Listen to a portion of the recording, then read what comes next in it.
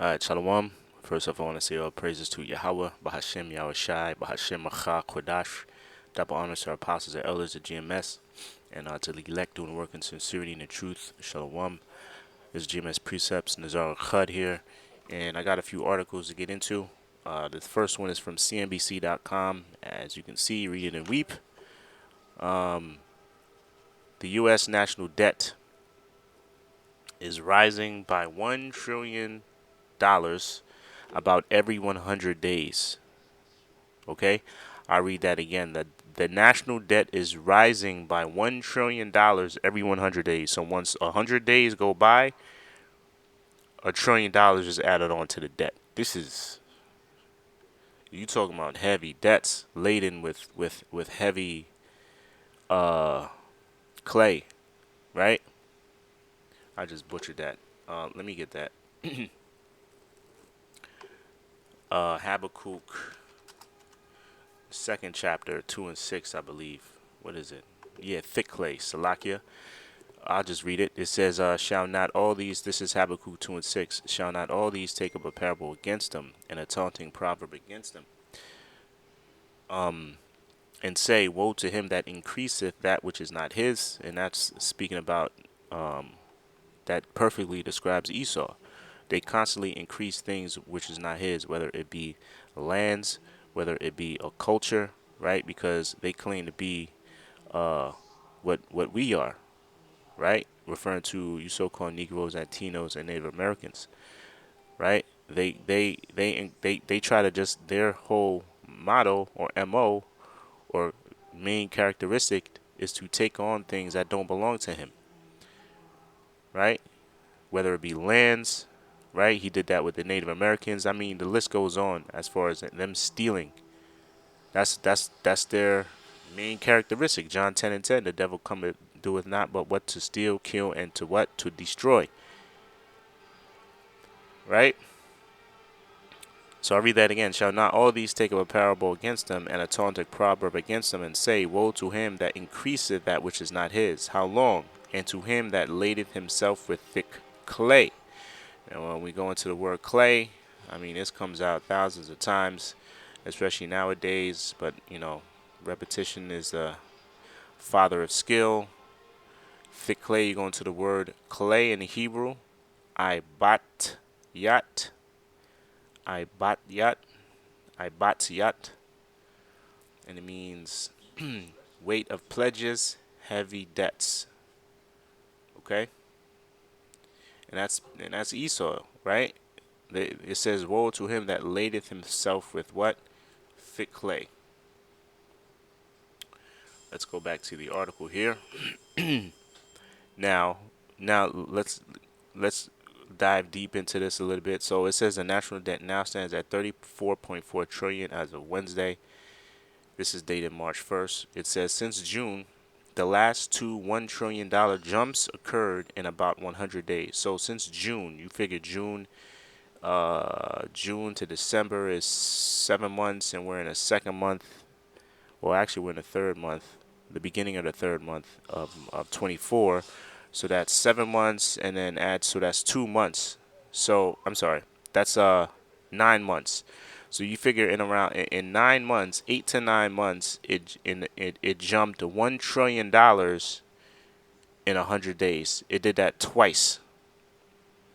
That's precedented. You see? It's like a snowball effect, right? It just grows exponentially. It just grows and grows. So this is just gonna get worse. There's no coming back from this debt, man. And there's no coming back from this dollar to its hegemony or to its power that it once had as a world currency. You see?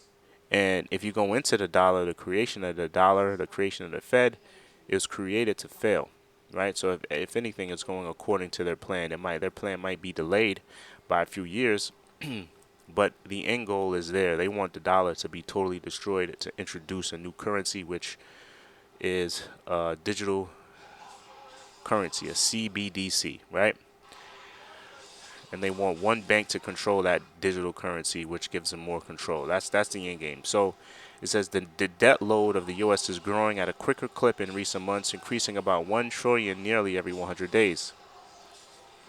The national debts permanently crossed over to 34 trillion on January 4th after briefly crossing the mark on the 29th of December. According to data from the U.S. Department of Treasury, it reached 33 trillion in December 15th, 2023, and 32 trillion in June 15th, 2023, hitting this accelerated pace. Before that, 1 trillion. Before that, 1 trillion. The one the $1 trillion move higher from 31 trillion took about 8 months.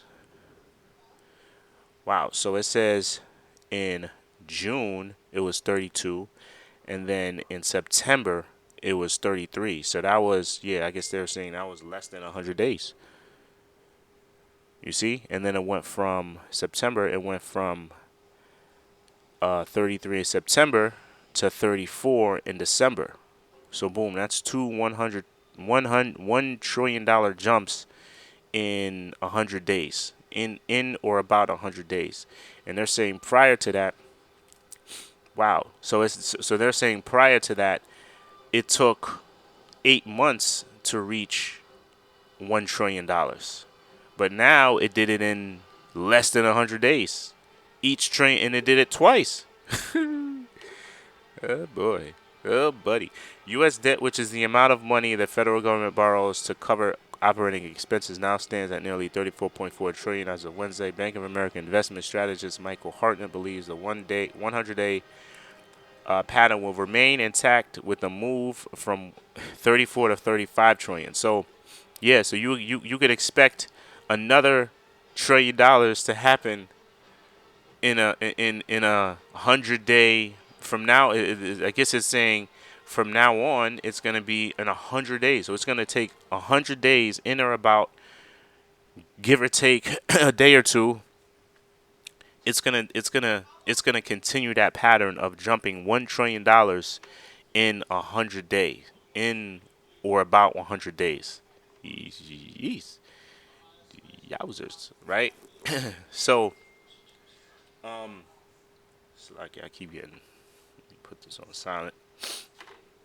So it's looking bad, man. And I already brought the scripture out. So let's get a graph. I have a graph here. National debt of the United States, intragovernmental holdings, debt by the public. We can see that, and from '06, we can see the jumps. So, it took from '06 to '09. It went up. What is this? Like 8 trillion, 8 trillion. It took 3 years. It took about, because it's in '08. So it took about what, under 4 years. I'm sorry, 4 years to go from, this is what, 8 trillion, I believe, 8 trillion in '06 to 10 trillion in right before '09. So it took 3 years to reach 3 trillion, 4 trillion dollars. Now we jump here. Now with this article saying it took only 100 days to reach, to jump up $2 trillion. I'm sorry, 1 trillion. Let me explain this correctly. It took only 100 days for that debt to jump $1 trillion. It took 100 days to do so, and it did that twice. And it says continuing from now on, the debt is just gonna continue. It's only gonna take 100 days to reach 100 to add $100 trillion onto the debt. And you can see now in 2024 where we at now. We're nearly at 35 trillion, right? As of Wednesday, it's 34.4. We can expect to reach 35 trillion, or well, right now we're at 34.4, so it's going to be 35.4 in or about 100 days, right? And if it's going exponentially, it's gonna be shorter than 100 days. You see? So then, coupled with that, you got elites. I did a show on this before. Don't mind these fucking advertisements, but this is from the Sun. I believe it's is it U.S.? Yeah, but I think it's a U. It might be a UK news. But it says, what's the article here? It says, "Go Rush, Mark Zuckerberg among millionaires, Doomsday prepping by hoarding gold as election and cell outages." Excuse me. As election and cell outages spark end of times fear. Watch the video above for the gold experts' insight on purchases of precious metals for Doomsday. So I'll leave this in the description. But you had him. He's doing a lot of prepping. He put like over a quarter billion dollars into a bunker he's made in Hawaii. Jeff Bezos is following suit. He's doing the same thing. They're not only making bunkers, but they're buying hoards of gold. Right now, why are they doing this? Do they foresee something happening in the future, like maybe a crash? Why else would you buy hoards of gold? Because at that time, when this dollar that we have fails and it's going to be useless, what are you going to use to barter with? What are you going to use to buy and sell with? An option is going to be this gold right here, because that's all good. That's the only thing that's going to be of any true value, right? Multiple factors from cell services. So yeah, I don't gotta read this, but I'll look at I'll leave this in the description. I think I got one more article. Oh, and so not only is a debt something to worry about, right? Not only is a debt something to worry about, but is this the article here? Yeah, war, right? You got the U.S. Defense Attorney Secretary issues a chilling warning on NATO's looming war with Russia. So this is Defense Secretary Lloyd Austin believes a war between NATO and Russia will become inevitable if Ukraine falls and Vladimir Putin is not stopped. So I don't I'm not going I'll just summarize this article because I read a little bit of it. Basically, he's saying if we don't help out Ukraine or continue helping out Ukraine, war with Russia is going to be inevitable. So we got to help them out. And not only is war with Russia going to be, so he's saying war with NATO, since they're neighboring Russia, it's going to be inevitable. And we don't want that. So he's pretty much saying we got to continue helping Ukraine so that doesn't happen, right?